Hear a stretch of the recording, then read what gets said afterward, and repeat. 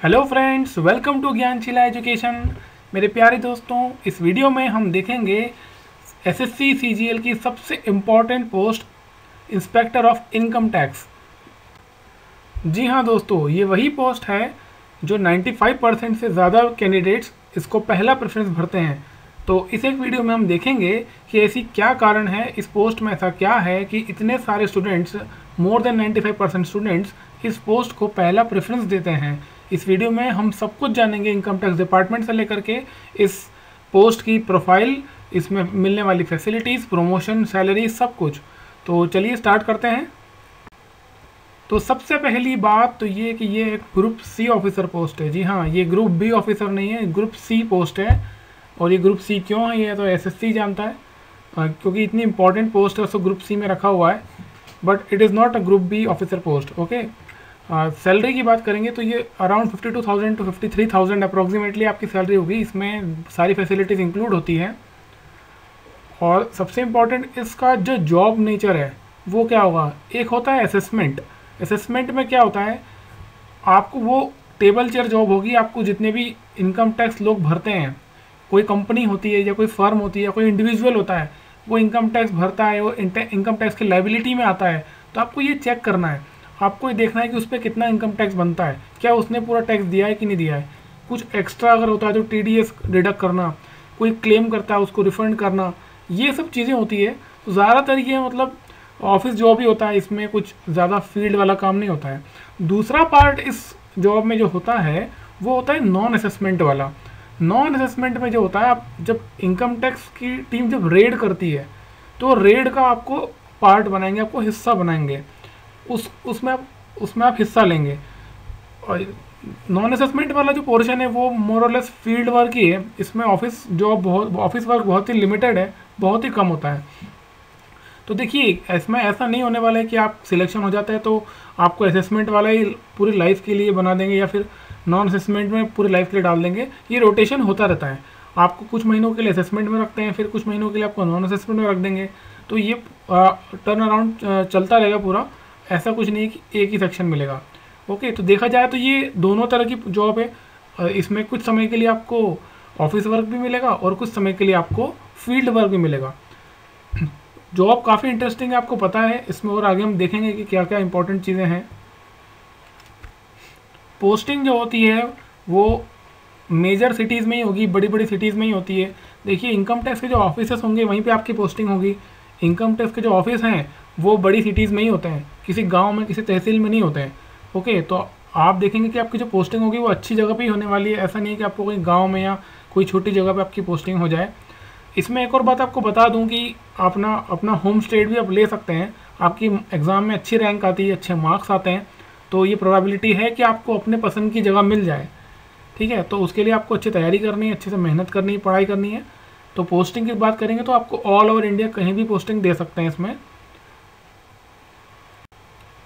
Facilities की बात करेंगे, जो एक्स्ट्रा फैसिलिटीज़ है इसमें, आपकी बेसिक पे के अलावा तो आपको हाउस रेंटल अलाउंस मिलेगा।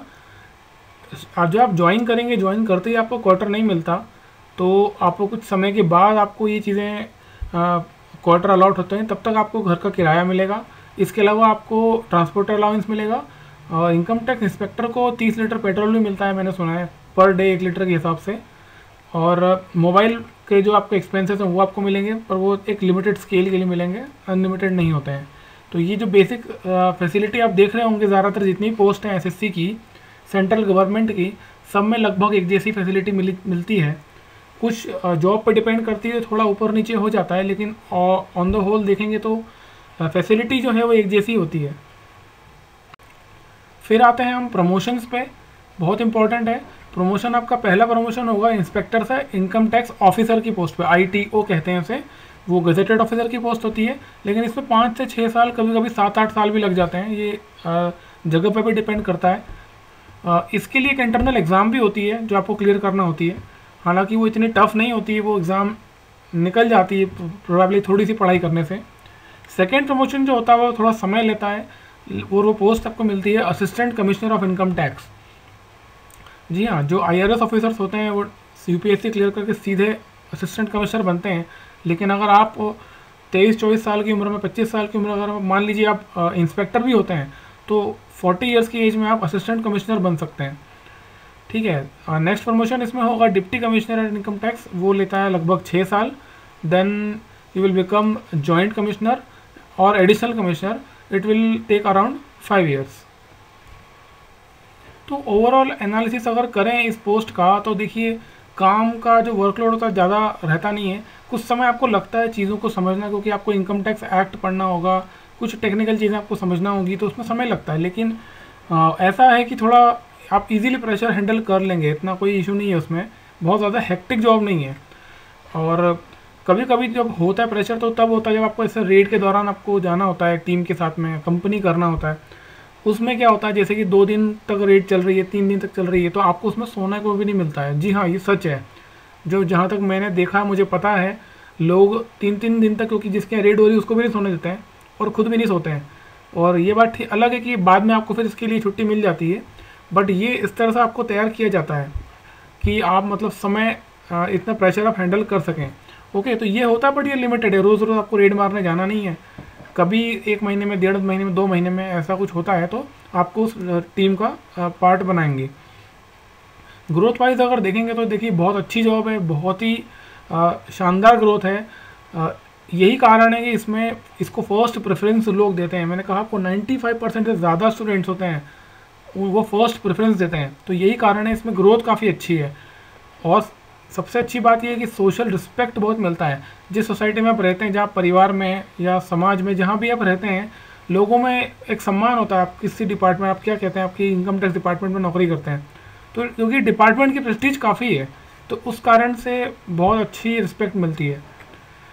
और इसमें ऐसा भी नहीं कि बहुत ज़्यादा टाइम आपको लग रहा है तो आप ऑफिस का काम ही करे जा रहे हैं, आपकी लाइफ के लिए आपको समय नहीं मिल रहा है, ऐसा कुछ नहीं है। जब मैंने बताया था कि असेसमेंट वाला जब आप काम करेंगे तब आपको सैटरडे संडे ऑफ ही मिलेगा, तो ज़्यादातर आपको 9 to 5 की जॉब रहेगी, आपको काफ़ी स्पेयर टाइम मिल जाएगा अपने बाकी एक्टिविटीज़ करने के लिए। और ये जो देखिए एक इम्पॉर्टेंट चीज़ ये भी होती है कि कहाँ जहाँ आप काम करते हैं वो जगह कैसी है, वो डिपार्टमेंट कैसा है। मैं आपको बता दूँ, income tax is one of the best department in India. इनकी बिल्डिंग्स, इनका वर्क कल्चर बहुत ही अच्छा होता है। तो उस पॉइंट में से आपको 30-35 साल अगर कोई नौकरी करनी, कोई जगह है जहाँ 8 घंटा आपको निकालना है, तो इनकम टैक्स बहुत ही अच्छा डिपार्टमेंट है। तो मैं भी आपको ये प्रेफर करूँगा, आप अच्छे से मेहनत कीजिए, पढ़ाई कीजिए दम लगा के, और इनकम टैक्स को ही पहला प्रेफरेंस दें और इनकम टैक्स में जॉब करें। ओके, तो दोस्तों ये थी इनकम टैक्स इंस्पेक्टर की पोस्ट की कंप्लीट प्रोफाइल। अगर ये वीडियो आपको अच्छा लगा तो प्लीज़ इसे लाइक कर दें और इस चैनल को सब्सक्राइब करें, जिससे कि मैं आज या कल में और कई पोस्ट के वीडियोज़ अपलोड करूँगा तो आपको नोटिफिकेशन आ जाएगा। Thank you so much.